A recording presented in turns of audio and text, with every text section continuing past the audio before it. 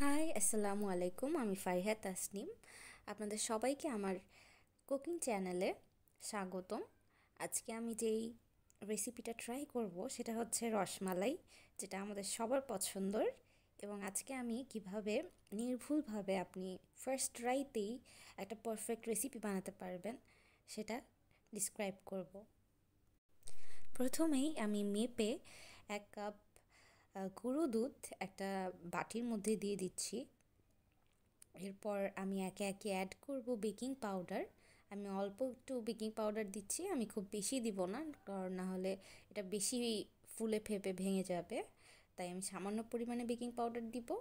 এরপর আমি অ্যাড করব ঘি।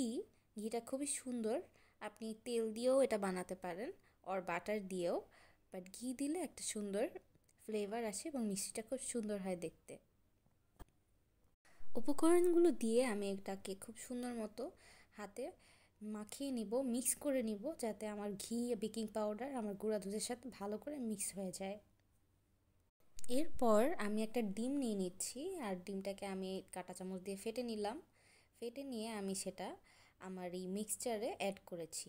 মিক্সচারে অ্যাড করার পরে এটা কিন্তু একটু ছাড়কা ছাড়কা দেখা যাবে, যে এটা খুব সুন্দর ডো হতে চাবে না। এরকম যদি হয় তাহলে আপনি আরেকটু গুঁড়া দুধ অথবা আরেকটু ঘি অ্যাড করে এটাকে এমন একটা কনসিস্টেন্সি নিয়ে আসবেন যাতে আপনি এটা ছোট ছোট মিষ্টি তৈরি করতে পারেন। এবং আমি ফার্স্টে ছোট করে গোল করে তারপরে এটাকে চ্যাপটা করে এরকম ভিডিওর মতো করে একটা শেপ দেওয়া ট্রাই করছি। আপনারা অন্য যে কোনো শেপ ইউজ করতে পারেন যেটা আপনাদের ভালো লাগে, অথবা ক্লাসিক্যাল রসমালাইয়ের যে শেপটা সেটাও ট্রাই করতে পারেন। তো তৈরি হয়ে গেলে শেপ দেওয়া তৈরি হয়ে গেলে আমি এটাকে এভাবে রেখে দিলাম। পর আমি 1/2 কেজি দুধ গরম করে উতরিয়ে নিয়েছি এবং আমি এর মধ্যে দিয়ে দিচ্ছি 2টা এলাচ। আমি এটাকে থেতো করব না, কারণ আমি ওভার পাওয়ারিং ফ্লেভার চাচ্ছি না, হালকা রিমুভ অর্ডার রিমুভ করার জন্যই দিচ্ছি। এরপর এর মধ্যে আমি 1/3 কাপ চিনি ইউজ করলাম, চিনি ঢেলে দিলাম এবং আমি চিনিটাকে ভালো মতো মিক্স করে নিলাম দুধের মধ্যে।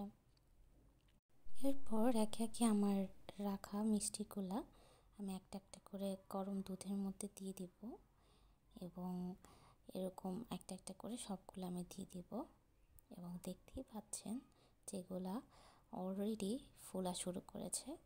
এরপর আমি এটাকে একটা কাঁচের ঢাকনা দিয়ে ঢেকে দিলাম, যাতে এটা ভালো মতো রসটাকে শুষে নিয়ে ফুলে উঠতে পারে।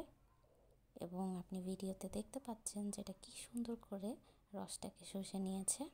আমি এখানে একটা কড়াই ইউজ করেছি, যার কারণে এটা একটা ফ্ল্যাট সারফেস পেয়ে মিষ্টিগুলোকে ফুলে ফেপে উঠতে হেল্প করতেছে। আপনিও একটা ফ্ল্যাট নেবেন, দেখবেন মিষ্টান্ন ভাণ্ডারগুলোতে ওরা বড় বড় পাতিল ইউজ করে।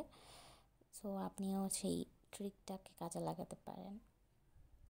আমার মিষ্টিগুলো হয়ে গেলে আমি মিষ্টিগুলোকে একটি পাত্রে উঠিয়ে রেখেছি এবং সেই রসটার মধ্যেই আমি আরও একটু ইয়ামি বানাবো। যদিও এটার মধ্যে সর বারবার উৎরানোর ফলে যে সরটা ক্রিয়েট হয়েছে সেটা কিন্তু এটারকে একটা রসমালাইয়ের ফ্লেভার দিতে হেল্প করবে। এরপরও আমি এটার মধ্যে আরেকটু গুঁড়া দুধ এবং এটার মধ্যে আমি কনডেন্স মিল্ক ইউজ করব, যাতে এটা আরেকটু টেস্টি লাগে। এরপর আমি যেই জাফরান ভিজিয়ে রেখেছিলাম সেই জাফরানটাকে অ্যাড করব। দেখতেই পাচ্ছেন জাফরানের কালার কি সুন্দর। জাফরান অ্যাড করতেই এটার কালারটা একদম আমাদের কিনে আনা মিষ্টির মতো হয়ে গেল। এবং এটাকে আমি আরেকটু নেড়ে নিলাম এবং এরপর যে আমি উঠিয়ে রেখেছিলাম মিষ্টিগুলো তার মধ্যে আমি এই রসটা ঢেলে দিব এবং এটা খুবই সুন্দর হয়েছে দেখতে। ক্যামেরার মধ্যে কালারটা একটু লাইট আসলেও এটা কিন্তু খুবই সুন্দর একটা ডিপ কালার, এবং এটা দেখতে যেমন সুন্দর খেতেও মজা, দেখেই বোঝা যাচ্ছে। আপনারা বাসায় ট্রাই করবেন, আর আমার এই ভিডিও দেখার জন্য আপনাদের অনেক অনেক ধন্যবাদ।